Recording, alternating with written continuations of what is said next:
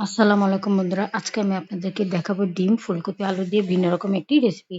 সেজন্য আমি এখানে কিছু ডিম সিদ্ধ করে ২ পিস করে কেটে নিয়েছি। আর আলু আর ফুলকপি একটু লবণ আর হলুদ মেখে ভেজে নিয়েছি। আর ডিমটা আমি হলুদ আর লবণ মেখে দেখুন কি সুন্দর লাল করে ভেজে নিয়েছি।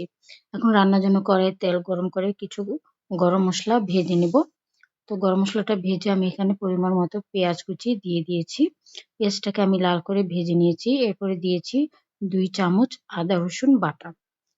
আদা রসুন বাটাটা আমি কিছুক্ষণ ভেজে নিব। এরপরে দিয়ে দেব একটু পানি। পানিটা দিয়ে আদা রসুনটা আমি আরেকটু ভেজে নিয়ে এখানে দিয়ে দেব হলুদ আর শুকনা মরিচের গুঁড়া। এরপরে এটাকে আমি আরো কিছুক্ষণ একটু পানি দিয়ে কষিয়ে নেব। এটা দারুণ এবং সহজ একটি রেসিপি।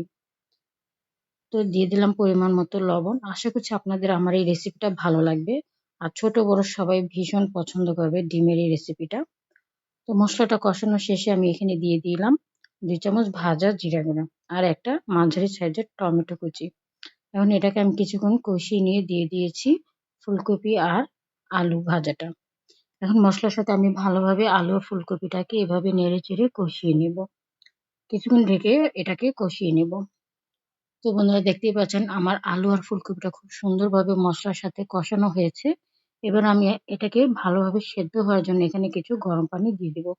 আর পানিটা আমি ঝোলের পরিমাণটা বুঝে একবারেই দিয়ে দিলাম। তো এখন আমি এটাকে ঢেকে আরো কিছুক্ষণ রান্না করে নেব।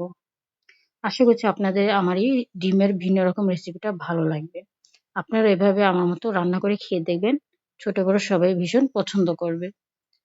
তো আমার ঝোলটা খুব ভালোভাবে বলক এসেছে। এরপর আমি এখানে কিছু স্বাদ মতো কাঁচামরিচ আর ভেজে রাখা ডিমটা দিয়ে দিলাম। ঝালের পরিমাণ অবশ্যই নিজেদের পছন্দ মতো বাড়িয়ে কমিয়ে দিবেন। তো বন্ধুরা দেখতেই পাচ্ছেন আমার ডিমের রেসিপিটা দেখতে কতটা লোভনীয় হয়েছে, খেতেও কিন্তু দারুণ। গরম ভাত এবং পোলাওর সাথে দারুণ লাগে। আশা করছি আপনাদের আমার এই রেসিপিটা ভালো লেগেছে। ভালো লাগলে আপনারাও আমার মতো এভাবে রান্না করে খেয়ে দেখবেন। আশা করছি সবার ভালো লাগবে। ধন্যবাদ সবাইকে। আসসালামু আলাইকুম।